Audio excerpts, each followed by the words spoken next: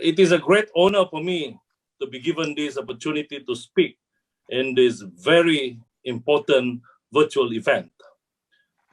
I congratulate Bluhope for making all this possible and for partnering with VOW from Norway in bringing a state-of-the-art technology that will kickstart things for Sabah plastic neutral and the wider Coral Triangle plastic neutral agenda.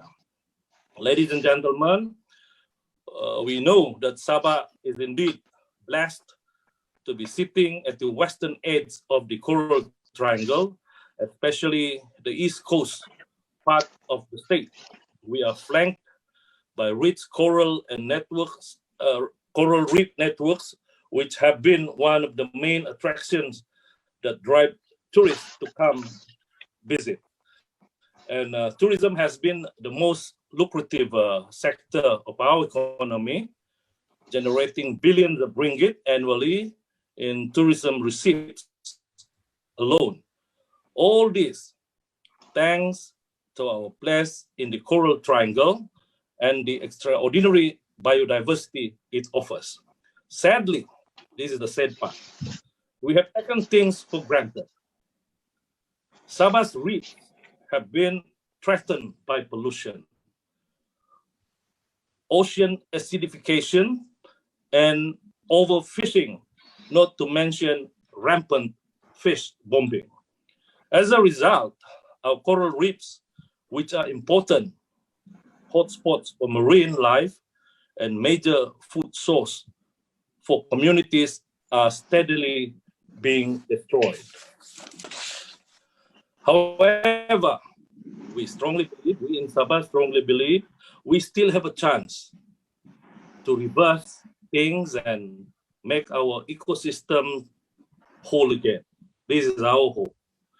And if we act together now, that is most important. We need to act together. It is heartening to know that with Bluhope's new Coral Triangle plastic neutral platform, Sabah and Timor-Leste have a unique opportunity to be the early adopters together, where lessons learned and best practices be the template for other parts of the world to replicate. As a Sabahan, I cannot be more proud of this, knowing that my state, Sabah, is leading the charge of what will soon become a global transformation. Many thanks to Bluhope, we are now trying to set a new narrative, one that will help us to fully embrace the meaning of working with nature and not against it. I've been made to understand that Bluhope has begun to take inspired actions in Sabah and Timor-Leste, which are hoped to be expanded across the Coral Triangle and beyond. Its Water is Life project aims to bring reliable, safe, and clean drinking water to millions of school children and teachers in Sabah and Timor-Leste. It is quite scandalous that in this modern era, there are people who are still deprived of this basic need.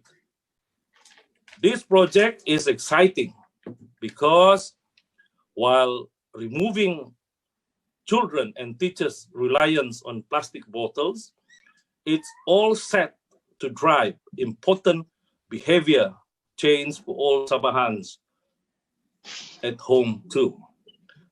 The other project is Fish Bomb Free Sabah, and this is equally important, and Coral Triangle. I must say that for a very long time, our authorities have been playing cat and mouse with fish bombers with no clear solution in sight. This is largely because this poster child of destructive fishing is closely tied with people's livelihoods. With fish stocks ever dwindling unless the poorer coastal communities have alternatives, it's somewhat inevitable that they resort to using explosives to catch fish to feed their families.